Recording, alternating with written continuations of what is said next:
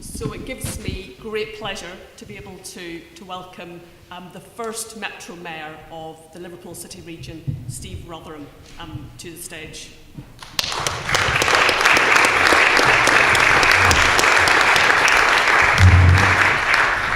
Steve was elected in May 2017 and has talked of the need for the cities in the north to have a clear say in the Brexit negotiations to safeguard northern jobs and growth.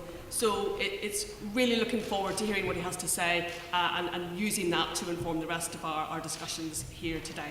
Steve, over to you.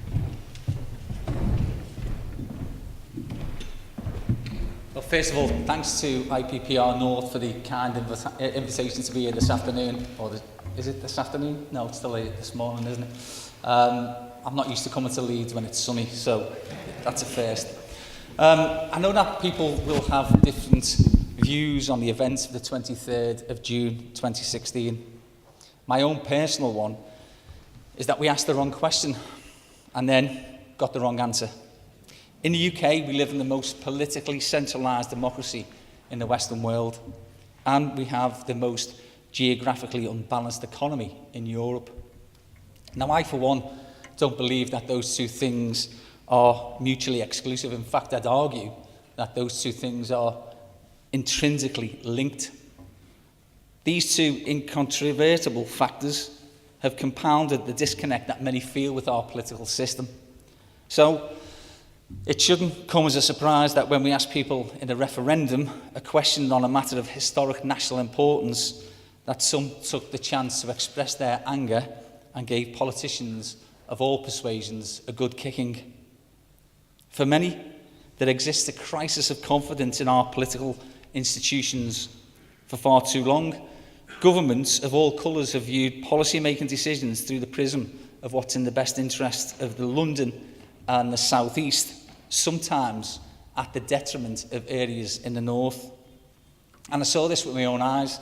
I was the MP for Liverpool Walton for 7 years, and I was astonished about how little of what happened within those vaulted halls was being done for the people I was there to represent. Much has been said of the Westminster bubble, and while it means different things to different people, I believe that generations of policy making tailored to the whims of the political classes rather than the needs of normal working people sowed the seeds of discontent that led to Brexit. From transport, where the north of England is routinely overlooked in favour of projects down south, to education, where Ofsted's own figures show that there are 135,000 more secondary school children being taught in underperforming schools in the north of England and the Midlands than in the south. From the effects of deindustrialisation, where communities are being hollowed out and left to fend for themselves, to the lack of opportunity for young people across the north that, according to England's Children's Commissioner Anne Longfield, leaves our young people with a lack of confidence, uncertainty and low expectation, isolated communities with narrow and poor job prospects, poor school results and poor connections to further and higher education. Time and time again, Westminster has found itself unable or unwilling to find solutions to the problems facing ordinary people's lives. And that's why I'm convinced more than ever that the solution to the biggest challenges faced by our society lies in our regions. And it isn't just me. The former Mayor of New York, Mike Bloomberg, who I met last year, said that cities are where the problem is, but cities are where the solution is. The Liverpool City region has a unique relationship with Europe, not just when it comes to football, by the way. And it is for that reason that we booked the national trend in our city region and voted, albeit narrowly, to remain. Our city region's current renaissance owes so much to the scale of support we received from Brussels at a time when a Tory government sat around the cabinet table in Downing Street and actually contemplated the managed decline of our city. How could anyone even consider mothballing something that was once second city of empire? Since 1994, we've received in excess of £2 billion in investment from our friends in Europe, and this throws into stark contrast the £900 million that we will receive or will have received by 2045 through our devolution agreement. European support enabled the regeneration of our historic coastline, transformed Liverpool John Lennon Airport, brought thousands of jobs in places, it has to be said, many were in areas that voted leave, provided the backing for essential improvements to our transport network and lots of other ancillary benefits. In spite of all this, however, as I was knocking on doors for Remain, I felt a prevalent sense on the doorstep that there was a crisis of confidence in our political structures, and the EU was getting the blame. I spoke to countless people who were voting leave. In fact, 3 of our 6 boroughs did so. And for the vast majority of those I spoke to, it wasn't about bendy bananas or even immigration, but a sense that for far too long, decisions were being made for them, often by people who couldn't point to Kirkby or Kirkdale on a map. Never mind truly understand the needs or, crucially, the aspirations of those that live there. The temptation is for Remainers like myself to deride taking back control as nothing more than an empty soundbite with no intellectual underpinning. But we ignore the power of that message at our peril. We have to accept that one of the key drivers for Brexit was the emotional resonance of taking back control, because there's a deep human need to feel that we are being listened to, that we do have agency, and that we can control our own destiny. This probably is the strongest case for why taking back control cannot simply be an argument for repatriating powers from Brussels and Strasbourg to Whitehall and Westminster. We're almost 2 years on since the people went to the polls and decided that our future lay outside of the EU. Yet there's a sense that those in the corridors of power neither understood the motivation for voting leave, nor cared enough to really find out why 52% did. Instead of the outcome of the referendum acting as a wake-up call to the political establishment, we've reverted to type, more interested in scoring points against political rivals than finding a deal that would protect jobs, and posture over things like blue passports instead of finding a deal that supports the needs of the regions like my own in the absence of European funding. Now, I don't make a habit of quoting Conservatives, but in the aftermath of the referendum, Theresa May stood on the steps of Downing Street and promised that her government would do everything we can to give you more control over your lives. Well, it's time she made good on that promise, because while Westminster doesn't want to engage in the root causes of Brexit in the Liverpool City region, we've already started the process to address some of those key institutionalised problems: disaffection, division and disconnection. In March, we launched our pioneering Households into Work initiative to support 800 families with 1 or 2 people in long-term unemployment back into the workplace. Under the scheme, advocates are working with families to identify the barriers to employment and put in place a bespoke package to support individuals into jobs. Programmes like this can be transformative to a city like ours, with a higher than average unemployment rate and with youth unemployment running 7% higher than the national average. Households into Work will allow us to reach out to otherwise left behind individuals and give them a second chance to fulfil their potential through meaningful employment. Having the ability to find innovative solutions to the unique set of challenges we face is far better than the one-size-fits-all sanction-first prescription to the problems of unemployment offered to us by this government. And this is how we address the 3 Ds that I mentioned earlier.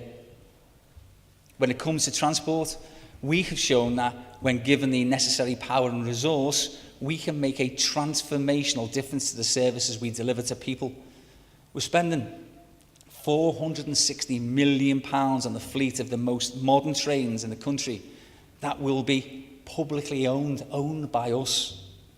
We are examining how best we can use the new powers through the Bus Services Act 2017 to ensure we can build an integrated transport system that works in the best interest of those who live and work in our area, and between the Transforming Cities funding and money earmarked to enable passive provision for HS2, we've received £234 million to improve our public transport and walking and cycling provision. In addition, challenging though it may be against the economic backdrop and the reluctance of the Department for Education to devolve powers to the Liverpool City region, we're ready to deliver a skills revolution. We've already engaged with 2,000 of our businesses so as to understand the current and future needs, and we're investing in initiatives to directly create 2,000 additional apprenticeships, as well as creating the conditions for businesses to deliver many more. But we need a firm commitment from central government, both in terms of the resource they can pass down and the power to enact change. So take, for example, the apprenticeship levy, described by the government as a measure to boost productivity by investing in human capital. It was designed to increase the quality and quantity of apprenticeships available. Businesses with annual pay bills above £3 million contribute to a fund which they can then draw down to deliver high-quality apprenticeships. Now, in principle, who could argue with those that can afford to, contributing to upskill their workforce by offering young people the opportunity to enter the world of work? In practice, however, this hasn't quite been able to meet its objectives. In fact, in the first quarter of its introduction, apprenticeship starts dropped by more than a half. And those figures, whilst they've improved subsequently, it's clear that it's doing very far from the intended consequences of its introduction. But perhaps the main issue is that those businesses who pay the levy are so put off by the process of claiming it back that they're treating it as another business tax, as a stealth tax, if you like, writing it off and not using it to fund apprenticeships. And that's why nationally, the Open University estimates that there is an eye-watering £1.28 billion underspend to date. £1.28 billion. An amount that could fund 200,000 apprenticeships. Now, I've repeatedly lobbied government for access to the Liverpool City region's share of this money, not for spurious reasons, but to spend it how it was intended, on high-quality apprenticeships for our area. Unfortunately, so far, these calls have gone unheeded as the culture of centralisation at the Department for Education stands in the way of meaningful change. And the very charming but totally untrustworthy Michael Gove criticised the EU for being protectionist. This is the former Secretary of State at the Department for Education, the most protectionist of all government departments. Believe me, this is not just about power for power's sake. As I explained, we know what we need, and we know that with more powers and more funding, we can make a real impact on improving skills and lives in our city region, and on behalf of UK PLC. More real power would also enable us to make a huge difference on a broader issue which does not receive the attention it deserves. And it's one thing that providing the right skills would help us to achieve for young people. But we need to ensure that we have more control over raising standards and aspirations in our schools, because there's no point in creating those opportunities when our young people leave school if they don't have the requisite qualifications to capitalise on them. So to this end, we face significant issues in our city region. There's always been a negative correlation between deprivation and academic achievement. The Department for Education's own figures show that just 35% of children on free school meals gained A-star to C grades, including English and maths, compared to 62% of other children. Despite impressive growth and support from Europe, however, a third of our neighbourhoods in our city region are in the most deprived 10% nationally. And we see that reflected in the performance of our young people, as their attainment levels at the end of year 11 are below the national average in 5 out of 6 of our local authority areas. In part, this is due to a cycle of underperformance and a tangible poverty of aspiration. I visit schools on a regular basis and meet engaging, bright kids. Yet outside of a few select schools, I hear no aspirations to be the next Tim Berners-Lee, Sheryl Sandberg, or even the next Prime Minister.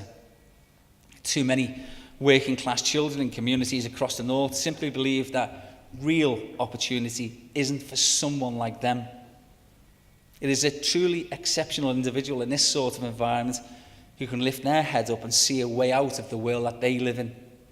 And that's what makes the government's present fixation with grammar schools so woefully misjudged.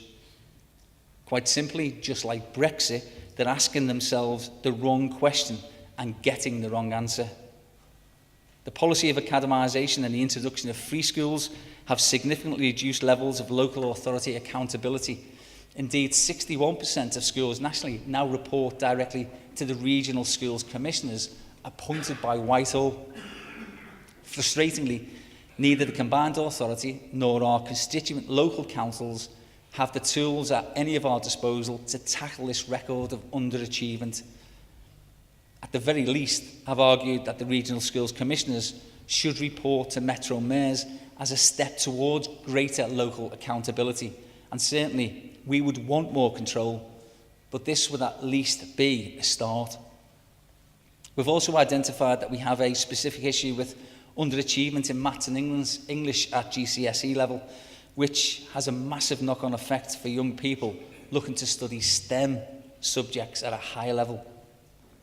The government's industrial strategy has identified £500 million to support maths and English in our schools. Now, we need the government to radically restructure its funding methodology to ensure that regions like ours and across the north with particular needs are supported fairly through funds like this. So I'm calling on the government to allocate this funding on a demonstrable needs basis rather than simply on a per capita formula.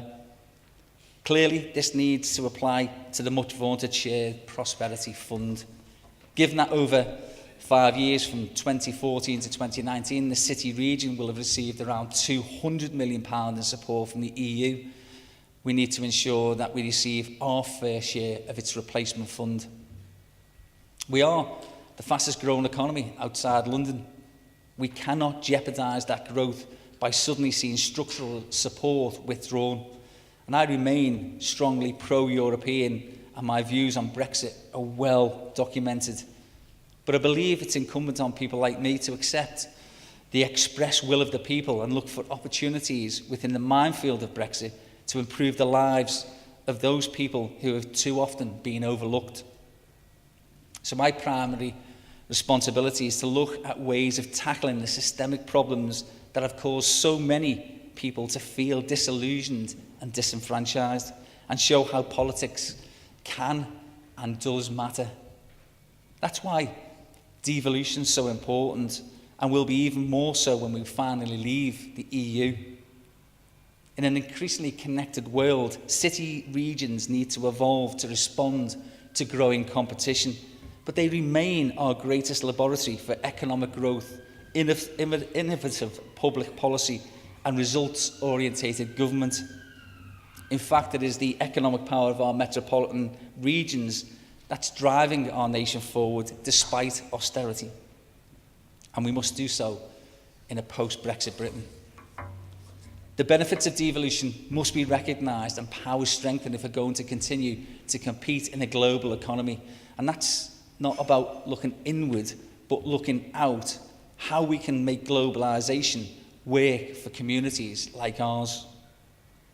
In some ways, as a western-facing deep water port with a history of trading with the rest of the world, Brexit may yet bring significant opportunities for our city region.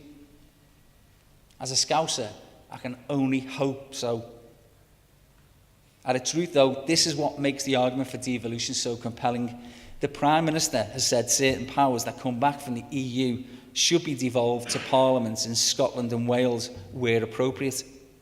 And this, in my view, is absolutely right. But I question why there is currently no similar commitment when it comes to the English regions. Westminster could tackle a disconnect that a large number of people clearly still feel with national politics by transferring meaningful power and resource to the regions and the nations, of course. But it may be no more complex than that. We want to make decisions on those things that are important to us, rather than having things done to us. Further and deeper devolution has to be a major part of tackling the challenge of reconnecting with those who feel that government is not about them and certainly not working for them. It has to be about more than just 7 city regions seeing the benefit as well. In the northwest, we can already see how it's working for us in the Liverpool City region and down the road in Greater Manchester. So why should the rest of the region miss out? And that's why just 2 weeks ago, Andy Burnham and I called for a devolution deal to be agreed for Cheshire. And the terms of devolution itself have to go much further than they've gone so far. If we continue as we are, then we'll not just face economic uncertainty and disruption, we will also risk a further splintering in the country between those who feel that they have a stake in their futures and those who feel that they continue to be ignored. Westminster elites and Whitehall mandarins are every bit as much to blame for a people's sense of alienation as Brussels bureaucrats. But devolution at least offers us locally the chance to do things differently.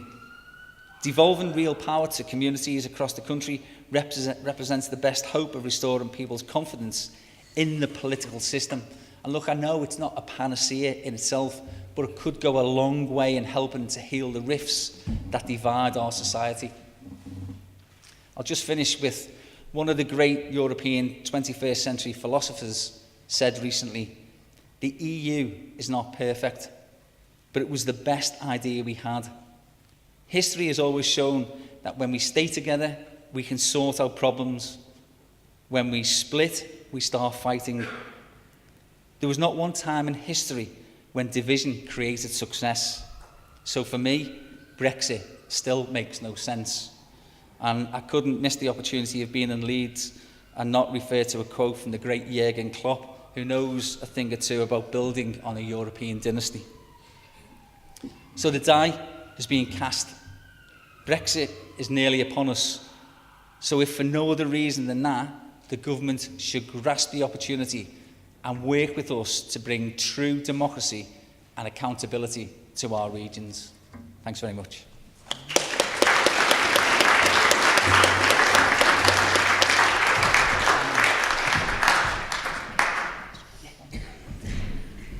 Thank you so much, Steve. That was a really interesting overview of Brexit and its impact in the Liverpool City region. And I really like that quote about the deep human need to feel as if we are being listened to have agency. And I think that speaks for all of us in the north, but particularly those places that voted for Brexit, that this was a cry for help, if you like, a howl of protest, as Lisa and Andy said, as was quoted earlier. And I think instead of trying to ignore those people and places, we've got to lean in and try to understand what the rationale was behind and respond effectively in the future. Steve's very kindly offered to answer a few quick questions. If anyone has, yep, we've got one here. And if you could just stay, keep your questions as short and snappy as you can, just saying where you're from and who you are. Okay. Andrew Gladstone-Huyton from NCFE, the education charity in the North East. Share your vision, Steve, around education being really important as a consequence of Brexit to help people get a bit back into work. What's your vision for the replacement for the European Social Fund and those sorts of budgets that are used very much so for adult education and getting people back into work? Because I'm not sure if you've heard anything around the Shared Prosperity Fund being used as a backstop for those measures. Okay, we'll just take a few more. Yep, lady here. Thank you. Jane Thomas, I'm working on the EU withdrawal bill, sort of coordinating civil society responses. I was really The stuff you said about devolution really resonated. The problem is at the moment the travel of direction seems to be more centralisation. And I'm really concerned about Clause 11 with the withdrawal bill. And you mentioned Scotland, and of course there is a looming constitutional crisis here with Scotland not giving consent. And there's a whole issue about, is that an opportunity to really mobilise about a proper devolution settlement? And time just for one more? Just, gentlemen. Tim Helm, currently on sabbatical with the European Parliament and chairing the European Movement Merseyside. Given our region's links in terms of twinning with a lot of cities, such as Cologne, what opportunities do you think there are for our city regions to reach out to our friends on the continent and ensure that we build on those links? In my hope to reverse the decision, but should we end up having to accept the decision, to at least ensure that we have friends on the continent, because my fear is that people are turning away from us and feel that we've caused a lot of problems and we're just an additional hindrance to the ambitions of the rest of Europe. Thank you. Steve, over to you. Andrew mentioned about the adult education budget, and I don't know whether people are aware, but during the devolution negotiations with central government, one of the red lines was that adult education would be devolved to all of those areas with a combined authority who elected a directly elected Metro Mayor.